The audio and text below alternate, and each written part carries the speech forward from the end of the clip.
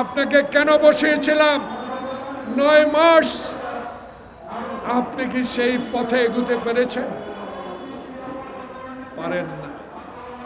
না পারার কারণ আমরা জানতে চাই, না পারার বিষয় আমরা জানতে চেয়েছি।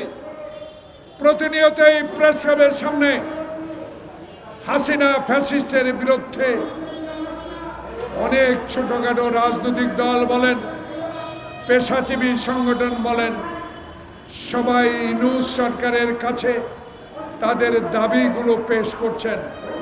কিন্তু সমসাময়িক রাজনীতিতে গতকালকে আমাকে বিস্মিত করেছে, আমাকে আপ্লুত করেছে। একজন স্বাধীনতা যোদ্ধা হিসাবে গতকালকে আমি সবচেয়ে বেশি মনোকষ্ট পেয়েছি। প্রিয় সাংবাদিক বন্ধুগণ, 1971 সালে খালি পায়ে যুদ্ধ করে দেশ স্বাধীন করেছি। যেই দেশে থাকবে না বৈষম্য, যেই দেশে থাকবে গণতন্ত্র, যেই দেশে থাকবে একটি নির্বাচন, যেই নির্বাচনের দিনে হবে, সেই দেশের জন্য আমরা স্বাধীনতা এনেছিলাম। শহীদ প্রেসিডেন্ট জিয়াউর রহমানের স্বাধীনতা ঘোষণার মধ্য দিয়ে 54 বছর পরেও বাংলাদেশে এমন কয়েকটি রাজনৈতিক দল ক্ষমতায় ছিল যারা বাংলাদেশের মানুষের অধিকারকে ধূলিসাৎ করে দিয়েছে। ক্ষমতায় টিকে থাকার জন্য গণতন্ত্রকে গলা টিপে হত্যা করেছে, আয়নাঘর তৈরি করেছে, নির্জন কারাঘরে নিয়ে আমাদেরকে অত্যাচার করেছে। বাংলাদেশের ইতিহাসে সবচেয়ে বেশি জঘন্যতম কাজ করেছে শেখ হাসিনা ওয়াজেদ।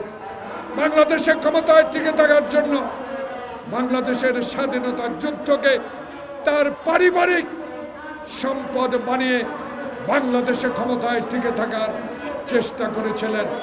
আল্লাহর কি রহমত, সেদিন আমাদের প্রিয় নেতা তারেক রহমানের সুশৃঙ্খল সাংগঠনিক শক্তির মধ্য দিয়ে আমরা সেদিন জুলাই আগস্ট বিপ্লবকে সমর্থন দিয়ে বাংলাদেশে আপনার মতো একজন সচেতন নাগরিক, যিনি বিশ্বের দরবারে আমাদেরকে অহংকারিত করেছেন, আপনি নোবেল বিজয়ী, আপনি ব্যক্তিগত ইউনূস নয়, বাংলাদেশের 18 কোটি মানুষের ডক্টর মোহাম্মদ ইউনূস।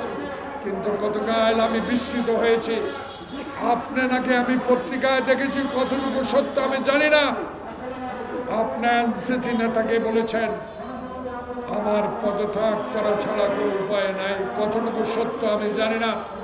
আমি ইউটিউব, পত্রিকা, টেলিভিশন, আমার মনটা বড় খারাপ হয়েছে। এই জন্য আপনাকে কি জন্য বসিয়েছিলাম, আপনাকে কেন বসিয়েছিলাম 9 মাস?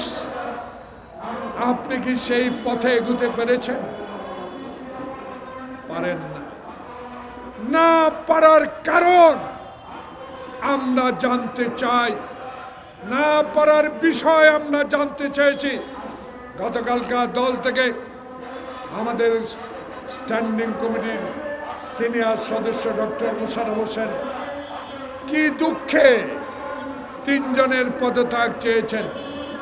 তার দুঃখটা এই, আমরা তো চাই না আপনাদের পদত্যাগ, আমরা তো আপনাদের বসিয়েছিলাম। বাংলাদেশের মানুষ যে জন্য আন্দোলন করেছে, একটি নির্বাচনের জন্য 9টি মাস অতিবাহিত হলো, কেন এখনো নির্বাচনের ম্যাপ দেওয়া হচ্ছে না? তাই আজকে কাদের পরামর্শে, সলা পরামর্শে, কাদের কান কথায় এখনো নির্বাচনের তফসিল ঘোষণা করা হয় নাই। তাই আমাদের দল বাধ্য হয়ে বলেছে আপনাদের 3 জনের আগেই পদত্যাগ করতে হবে। খলিলুর রহমান সাহেব কোন রাজপথে মিছিলে ছিলেন? এই সালাম রহমত, আপনারা কি দেখেছেন খলিলুর রহমানকে কোনোদিন বাংলাদেশের রাজনৈতিক অঙ্গনে গণতন্ত্রের জন্য, ভোটাধিকারের জন্য, মানুষের সেবার জন্য এগিয়ে এসেছেন? এমন কথাটি উনি বলেন, যেই কথাটি বাংলাদেশের মানুষ গ্রহণ করে না। আপনি তারেক রহমানের সাথে তুলনা করাটা, আপনি যেই কাজটি করেছেন বলেছেন অন্যায় গহিত কাজ।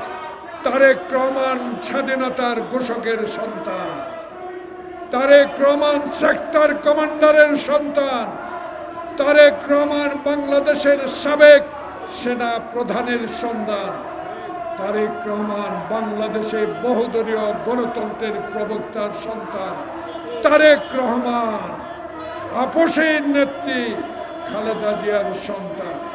তার সাথে তুলনা করে আমাদেরকে মনে কষ্ট দিয়েছেন। আপনার অহংকার আপনার কাছে থাকুক। বাংলাদেশের রাজনীতির ইতিহাসে জাতীয়তাবাদী শক্তি যে আন্দোলন সংগ্রামের মধ্য দিয়ে বাংলাদেশের মানুষের অধিকার প্রতিষ্ঠার জন্য আজও টিকে আছে, তারই ভারপ্রাপ্ত চেয়ারম্যানকে আপনি যে তুলনা করেছেন, অবিলম্বে আপনার এই কথা প্রত্যাহার করে নিতে হবে।